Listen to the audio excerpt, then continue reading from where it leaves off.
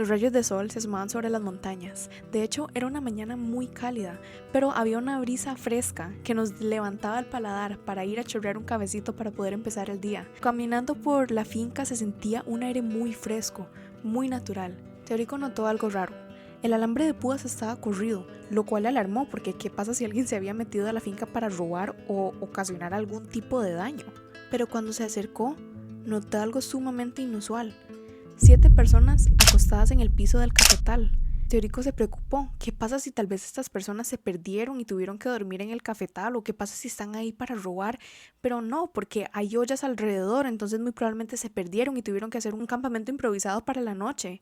Pero después de no recibir una respuesta, él se sigue acercando un poco más. En el suelo de su finca, entre los trillos del cafetal, acomodados de menor a mayor, se encontraban los 7 cuerpos de las mujeres que habían desaparecido el día anterior.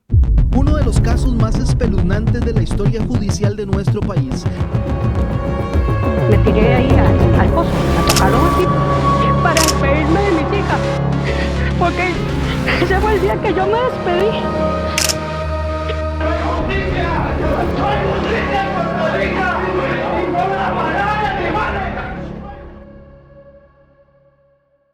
A 2035 metros sobre el nivel del mar se encuentra una cruz de 26 metros de alto y 11 de ancho. De hecho, fue levantada en 1931 en el Cerro San Miguel de Alajuelita, que anteriormente era conocido como el Alto de la Caña.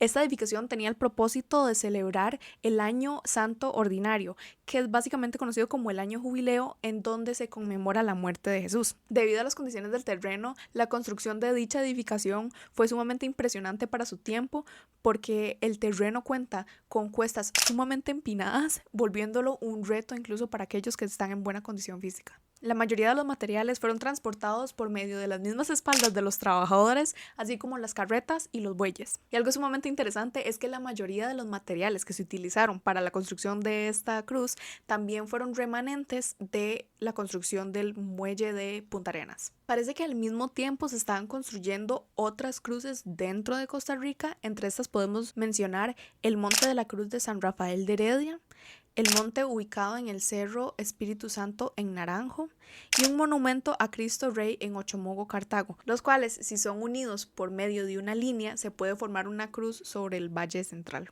El valor de la cruz fue de 35,000 colones, de los cuales 7,000 fueron donados por el gobierno. Finalmente fue inaugurada el 8 de julio de 1934 por medio de una misa solemne, en donde hicieron algo chivísima, en donde el padre Bolaños junto con la señorita Quina Iglesias sobrevolaron un avión y desde el avión tiraron flores hacia los peregrinos.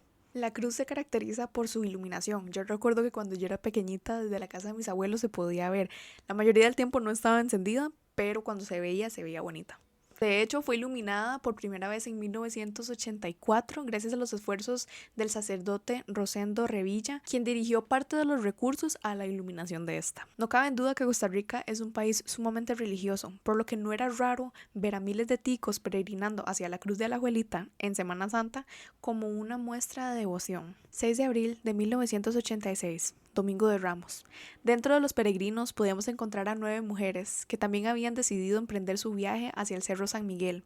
Entre estas encontramos Marta Eugenia Zamora Martínez, de 41 años, y su hermana Rosario Zamora Martínez, de 21 años. Junto a ellas iban las hijas de Marta: Cristina Sala Zamora, de 18 años, María Gabriela Sala Zamora, de 16 años, María Auxiliadora Sala Zamora, de 11, y Carla Virginia Sala Zamora, con 9 años. Al igual que las hijas de Rosario, Alejandra Sandy Zamora, de 13 años, y María Eugenia Sandy Zamora, de tan solo 4 años de edad. Para ponerlos en contexto, ellas iban acompañadas de cientos de ticos que también eran parte de esta actividad. No era como que era una instancia aislada, de hecho existían albergues en donde la gente se podía quedar, si se sentía cansado, si necesitaban comer. Entonces era una actividad en realidad muy grande dentro de la historia de Costa Rica, era una práctica muy común. A lo largo del camino, Rosario y su sobrina Cristina decidieron que no iban a continuar porque estaban muy cansadas, a lo cual las mujeres le dijeron que nada pasaba, ellas iban a seguir.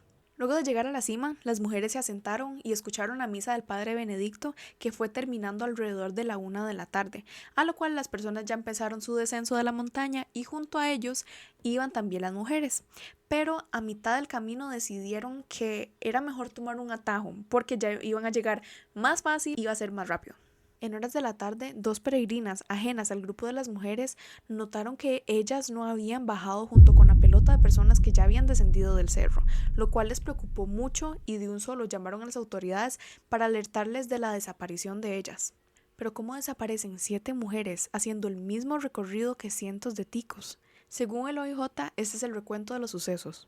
En la misma mañana, el 6 de abril de 1986, José Luis Monje Sandí, alias Tres Pelos, Arnoldo Mora Portilla, alias Arnoldillo, Álvaro Chinchilla Vázquez, conocido como Viruta, y Arnoldo Mora Quesada, alias Galleta, se subieron a un taxi rumbo al llano de la Juelita. En una valija portaban un arma M3, su ametralladora de calibre 45, la cual tuvieron que envolver en revistas porque no cabía dentro de la valija, entonces era para que no se saliera como la parte trasera del arma. Una vez ahí, los hombres comenzaron a caminar sobre la calle conocida como el Mirador del Llano, rumbo a la Cruz de Alajuelita, con el fin de probar el arma. Una vez ahí es donde ven a las mujeres separadas del resto del grupo.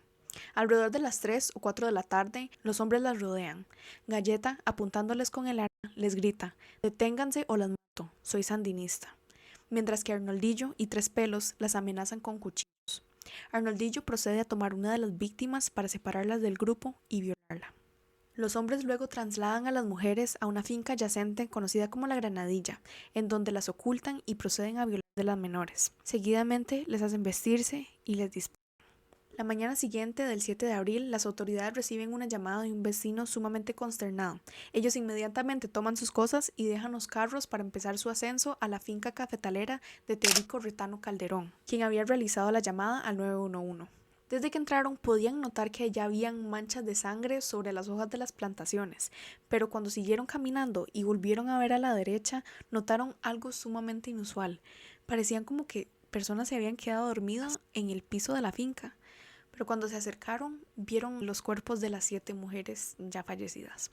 Ellas estaban cubiertas con un mantel e incluso con cobijas de las mismas niñas. Lo extraño de la escena es que había una olla con comida y utensilios regados alrededor de ellas, como si se tratara de un picnic. Pero esta escena del crimen estaba dividida en 2, la barrera siendo un alambre de púas. De un lado se encontraban dentro de una zanja a una adulta y una menor, y del otro lado se encontraban las 5 mujeres.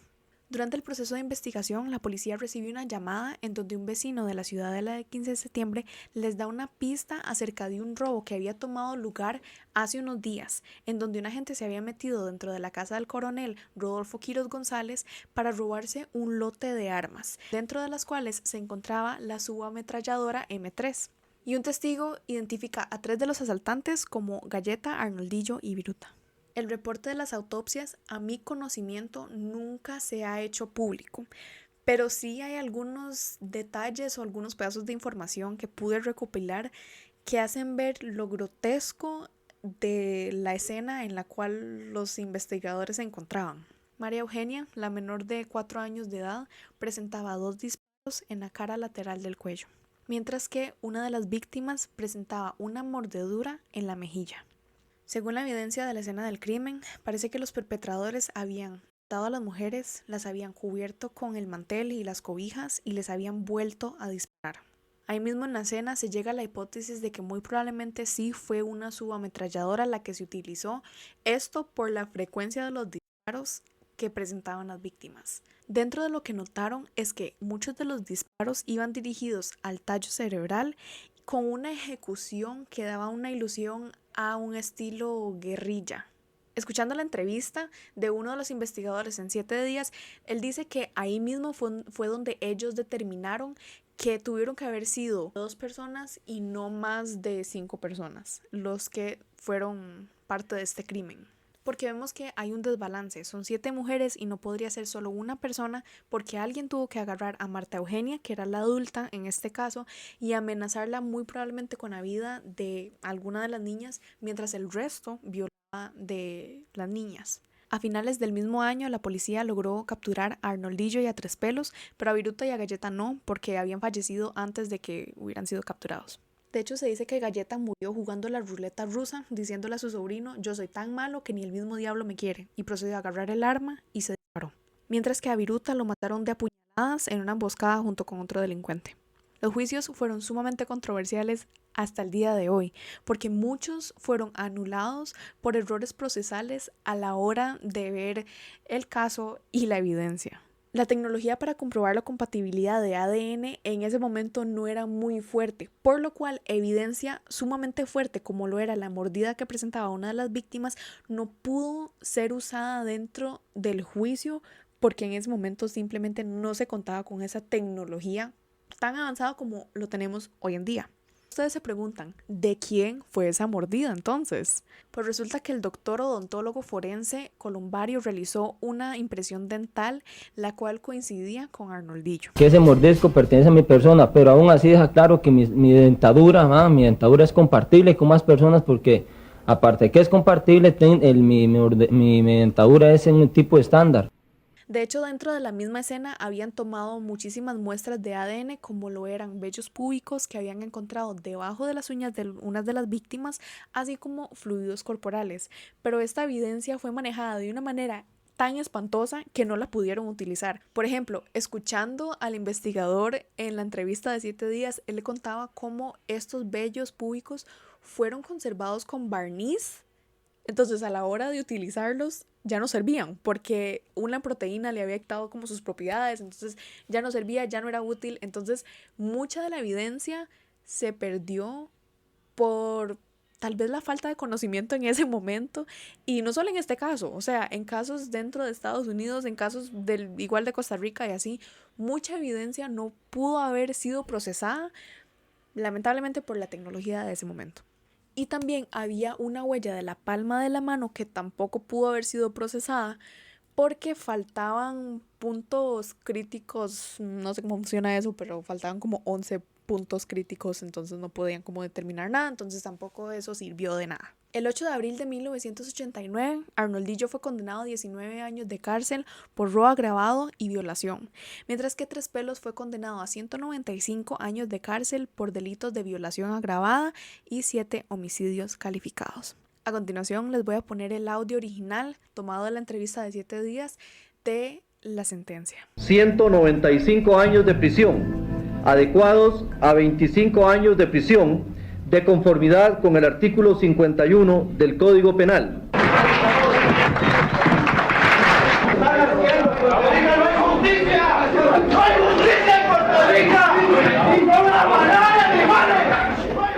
Pero la falta de evidencia y los errores cometidos a la hora de procesar dicha sembraron disconformidad dentro del tribunal, por lo que en el año 90 la Sala Tercera anuló la sentencia y abrió el caso nuevamente. En 1991 se descarta Arnoldillo. No puede ser juzgado porque la Ley Tutelar de Menores establece que a la hora de haber cometido el crimen, él nada más hubiera tenido 17 años. Entonces, por eso no podía ser procesado. Mientras que en el 92 se ordenó a un juicio nuevo y 4 meses antes de que se diera en 1996, matan a Mora Sandí y a Tres Pelos de un balazo a la cara. Por lo que nadie, hasta el día de hoy, ha sido condenado por la masacre de Alajuelita. Y según la legislación de este país, este caso se encuentra cerrado. Ahora, es importante mencionar que dentro de este caso hay muchas teorías de por qué se dio, por qué ellas, quién fue, pudo haber sido otra persona, hubo ahí algo.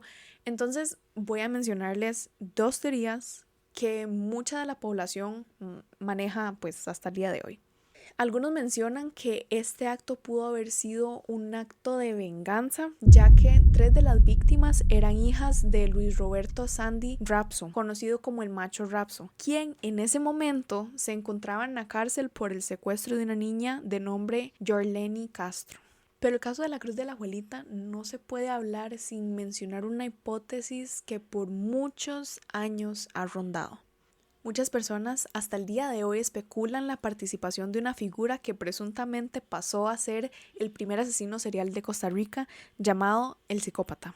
Algunos investigadores atribuyen su participación en la masacre, ya que dentro de la escena encontraron, y lo voy a leer porque yo no sé de pistolas y esto no es Estados Unidos, casquillos de calibre 45, WRA-54 y RA-42. Preguntándole a un amigo me dijo que son como diferentes tipos de balas, porque las pistolas tienen como diferentes subcategorías.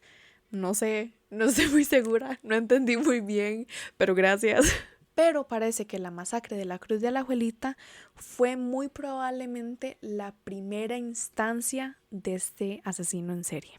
Se cree que el psicópata fue entrenado dentro de las guerrillas nicaragüenses y por ende su expertise en el manejo de armas y su forma de ejecución. Les recuerdo que mucho iba hacia el tallo cerebral. Y también se le atribuyen estos casquillos a él porque parece que su arma presentaba como un imperfecto en donde creaba una hendidura y se formaba una media luna. Los familiares, al igual que todo Costa Rica, quedaron devastados después de la falta de condena. Las autoridades fallaron en traerle justicia. La vela de las mujeres fue realizada en la Cruz Roja de San José, a la cual atendieron cientos de ticos, y también el presidente en ese momento, Luis Alberto Monge. Después de la masacre de la Cruz de Alajuelita, la práctica de peregrinaje fue siendo olvidada. Hoy en día los caminos para llegar a la cruz son sumamente complejos, incluso para aquellos que tengan una buena condición física. Esto por la erosión del piso. Y también que aparentemente he visto mucha gente que dice que hay mucha basura. Pero sin duda alguna, la masacre de la Cruz de Alajuelita fue uno de los casos que más estremeció a Costa Rica hasta el día de hoy y que también presuntamente marcó el inicio del primer asesino serial del país. ¿Qué piensan ustedes? Me gustaría saberlo en los comentarios. Si alguien tiene alguna historia de algún familiar o que conozca algún detalle que tal vez en este video no pude decir, por favor pónganlo en los comentarios, me encanta leerlo y entonces así podemos mantener como el ambiente educativo en donde podemos pues discutir y ver todo. Denle like a este video, los videos también, bueno los videos no, los episodios, no sé qué los voy a llamar, bueno no sé, van a estar también subidos a Spotify si quieren escucharlos por allá. Abajo les dejo mi correo y mis redes sociales. Gracias por ver el video hasta aquí y sí, los veo la próxima.